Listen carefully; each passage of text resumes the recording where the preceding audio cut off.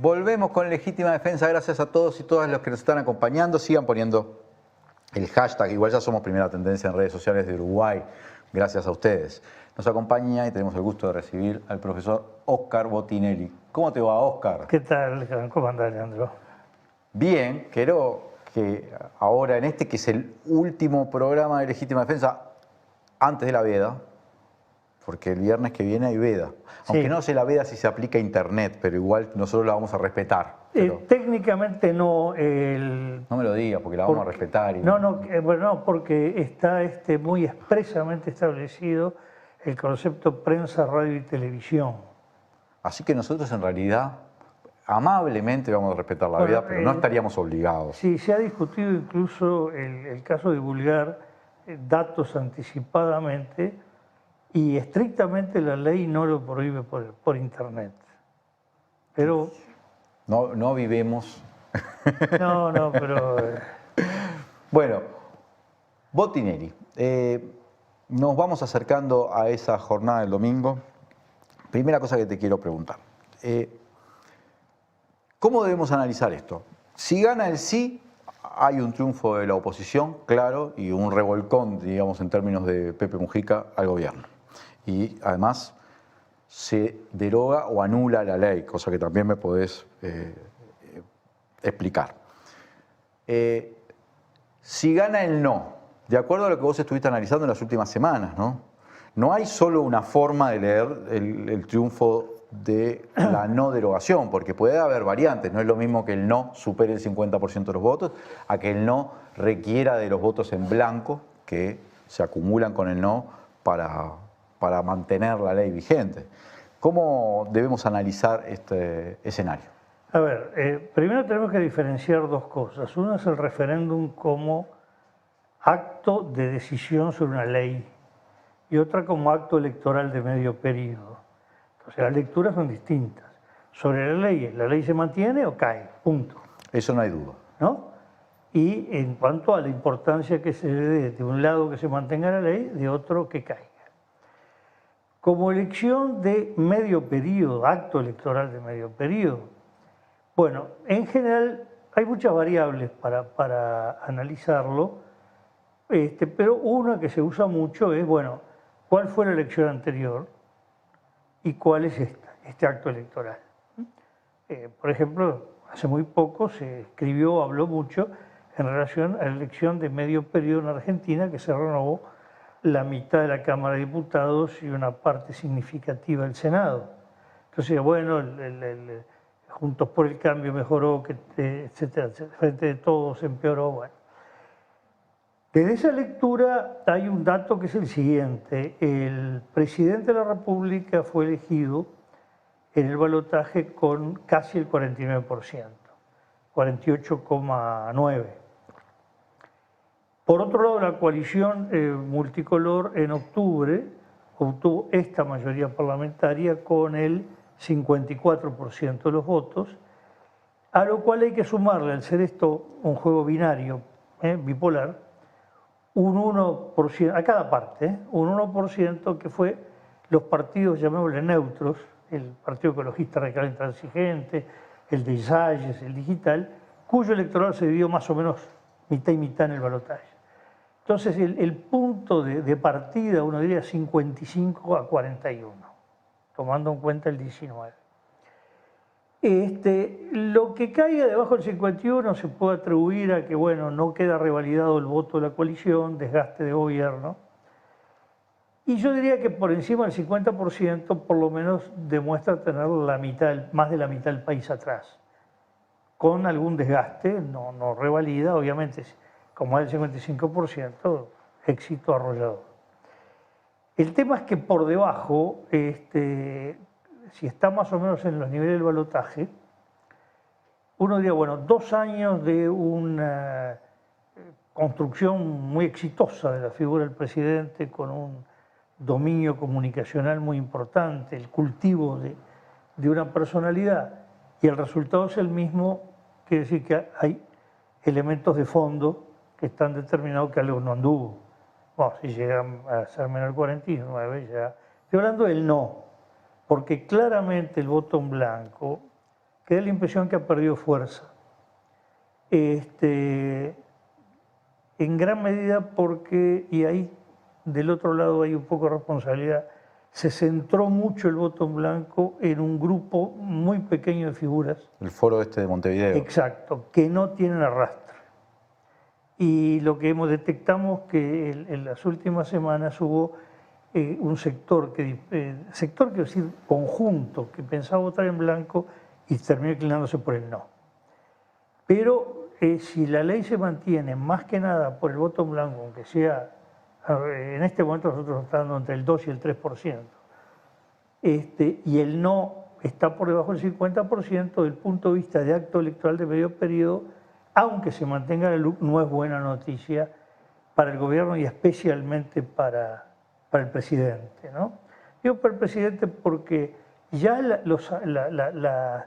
presencia que ha tenido, pero sobre todo esta gran conferencia de prensa del miércoles, que todo el mundo espera que sea algo similar a las que le hicieron mucho bien a su imagen al comienzo de la pandemia, de alguna manera le está poniendo fotografía y nombre a la hoja de votación. Y eso, bueno, del lado del presidente lo hacen partiendo de la base que el presidente tiene una buena popularidad, esa popularidad se traduzca electoralmente. Puede haber otra lectura, hay otros indicadores que no son tan positivos, y lo cierto es que es un gran riesgo. Si sale bien es un éxito, pero si sale mal es una apuesta a mitad de camino cuando queda otro tanto de tiempo de gobierno, ¿no? Es decir, realmente un referéndum puede sobrepasarse sin problema si no se pone la figura del primer mandatario en juego, y acá claramente la puso la presidencia de la República, ¿no? Las encuestas que ha hecho Factum no han dado, por lo menos la última medición que yo recuerdo, no han dado, aunque han dado un número importante de indecisos. La última tiene una hora de difundida. No, pará. Dame los datos porque además no la vi. No, lo que nos da es, primero el voto seguro por declaración de la gente, ¿no? Que el sí llega al 36, había estado oscilando, nosotros hicimos septiembre, noviembre, febrero y ahora. Ahora hay que decir el domingo pasado, vale decir, va a tener una distancia de 2 semanas con el referéndum, ¿no? Por lo tanto, está muy lejos de un vaticinio cuando se va a jugar mucho el partido desde ahora y sobre todo la semana que viene. Y yo diría hasta el sábado mismo, porque una cosa es que entre la veda de medios y otra cosa el juego que hay en la calle, ¿no? Eso sí, hasta el sábado. Nos da 36, había oscilado del 31 al 33, incluso mejor en septiembre que después, fue 33, 31, 32, hay explicaciones de eso, y ahora ya da un 36. Y el no, el voto probable del sí no mejora, sino que asegura voto que ya estaba preinclinado. Y el no está dando 41 de voto seguro, que es lo mismo que daba en febrero. Pero en febrero eran 10 puntos la ventaja, ahora son 5. Bueno, ¿alguna vez te preocupaste si se clasifica o no la selección y la diferencia de goles? No, pero la vida es tendencia. Digo, si uno hace un gol, sí, la diferencia de goles se achican 2. Sí. Porque le resta uno y le suma otro. Pero pará. Analizar en base a... Me estás haciendo una botijeada matemática. Si vos agarrás varios puntos, ¿no? Claro, pero el tema es analizar en base a diferencia genera ilusiones ópticas. En realidad, porque hay, tú estás hablando de 2 datos y en realidad tenés media docena. Es decir, el sí seguro, el sí probable, el no seguro, el no probable en blanco, el anulado y todavía el indeciso. Entonces son muchos movimientos para detenerte como único dato cómo está la diferencia. La diferencia se va a componer en el momento de la votación, cuando ya todo el mundo tenga que volcarse a alguna de las opciones, ¿no? Entonces, el medir solo la diferencia, sobre todo cuando la diferencia está explicando alrededor del menos del 80% del total electorado, es un dato un poco parcial. Porque ¿cuánto te da los indecisos? Bueno, acá tenemos que diferenciar los indecisos. Bueno, el anulado nos daba 3, ahora nos da 2. Y el en blanco da 2 seguros y 1 en blanco. Indecisos son 5%. Y a eso hay que sumarle que hay 14% de dudosos. Es decir, gente que está por el sí, pero con dudas. Gente que está por el no, con dudas. Gente que está en blanco, por en blanco en dudas. Es decir, hay una masa de 19% de todo el electorado que puede cambiar. Y digo, eso es lo que hace que las diferencias haya que verlas con un poco de prudencia. Y hay un dato que me importa decir porque veo que es muy importante. Yo veo algunas falencias de enfoque a la campaña del sí.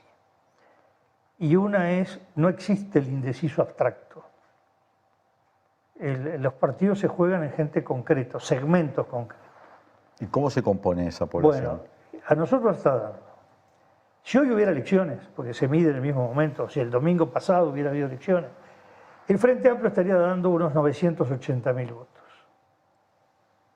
De esos 980.000 votos que en ese momento votan al Frente, junto con la inclinación al referéndum, hay 160.000 que declaran que no votan el sí. 90.000, no estoy gente que votó antes al Frente, gente que hoy lo votaría. 90.000 están declarando que votan el no o votan en blanco. 60.000 están que votan anulado o que son indecisos. 160.000, de los cuales 90.000, ahí sí vale la pena la diferencia, si lo restás y lo sumás, acorta la diferencia a 180.000, la anula prácticamente. Y tenés 60.000 más. Es decir, el sí juega el partido, uso un término de marketing, en fidelizar a los frente amplistas que no están votando el sí. No es buscando gente abstracta por ahí. Y hablándole a un presunto hombre promedio. Hay 160.000 personas que hoy declaran que votarían al Frente Amplio. Es decir, serán desilusionados o no, pero siguen votando al Frente Amplio. Más bien, yo diría, son periféricos. Es decir, no ven mucho medio de comunicación volcados a la izquierda, no seguían por lo que sale de las estructuras de los movimientos sociales, que constituyen lo que muchas veces se llama opinión pública. Y bueno, a esa gente le llegan los grandes referentes políticos normalmente.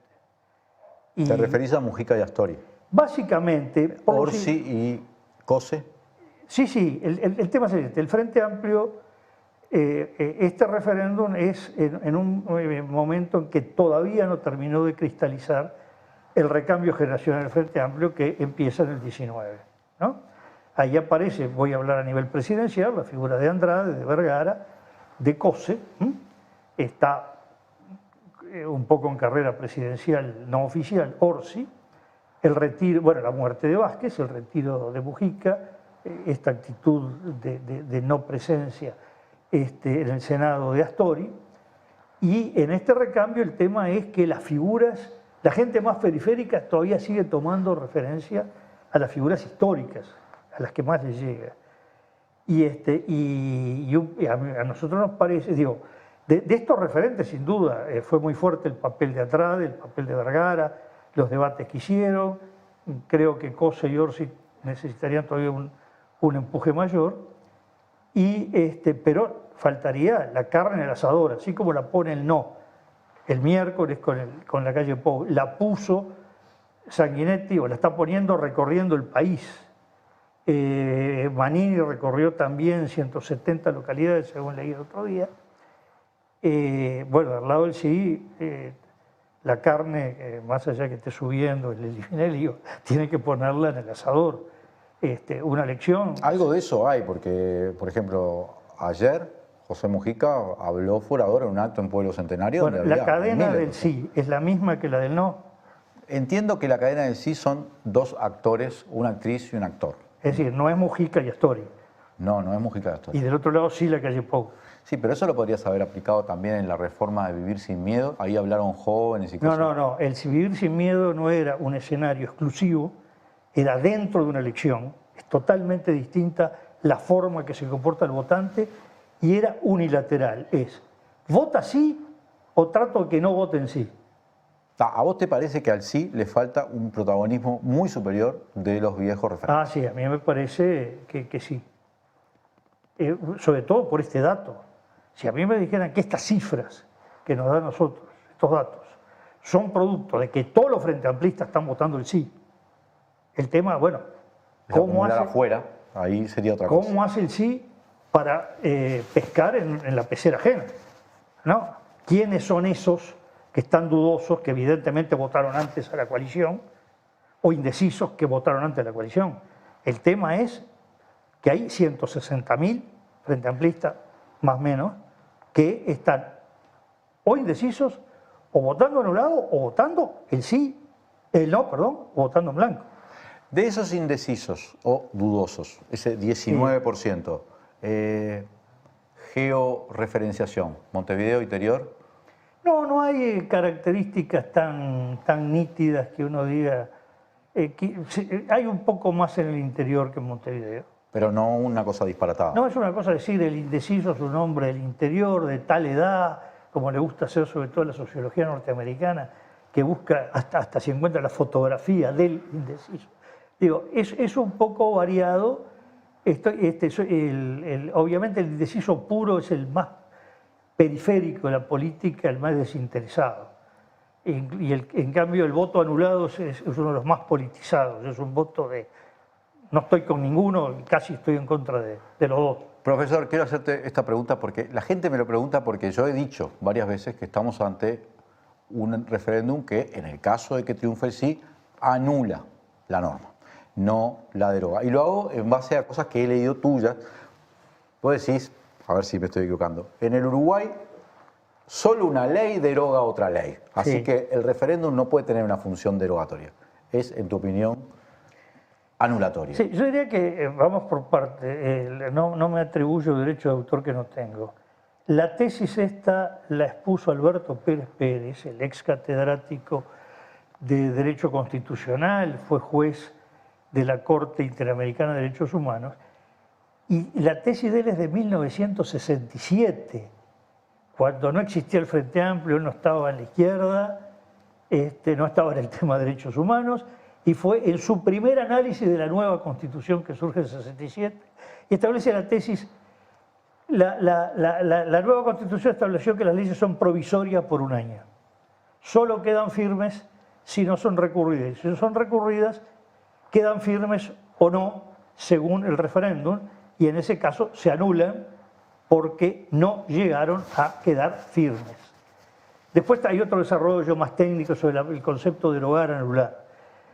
¿Cuál es el problema mayor? El problema mayor es que en Uruguay no hay un órgano que defina esto. No lo es la Corte Electoral, sería la Suprema Corte de Justicia cuando ante cada caso se reclame por vía de acción o de excepción, esta ley es inconstitucional porque fue anulada, sobre todo en cosas que ocurrieron entre la promulgación de la ley y la proclamación del resultado del referéndum. Para mí el tema clave que tiene efecto, porque en materia penal no tiene ningún efecto la anulación o derogación, porque el principio penal es que la ley es irretroactiva.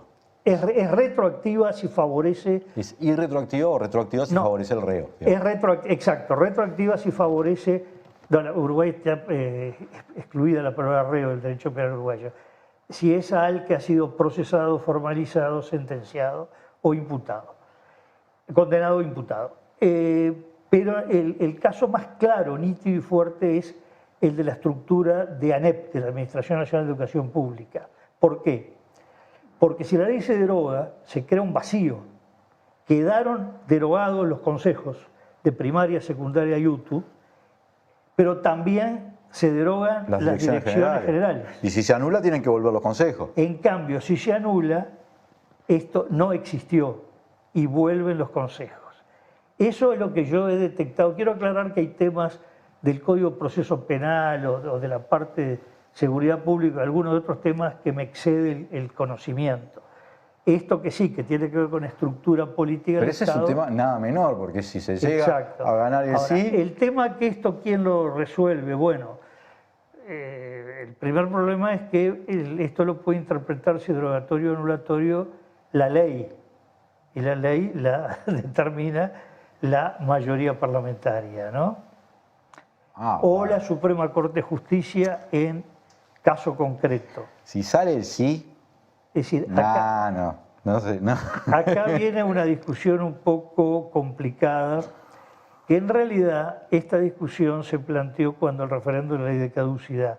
Increíblemente no se planteó ni la ley de empresas públicas ni la de ANCAP.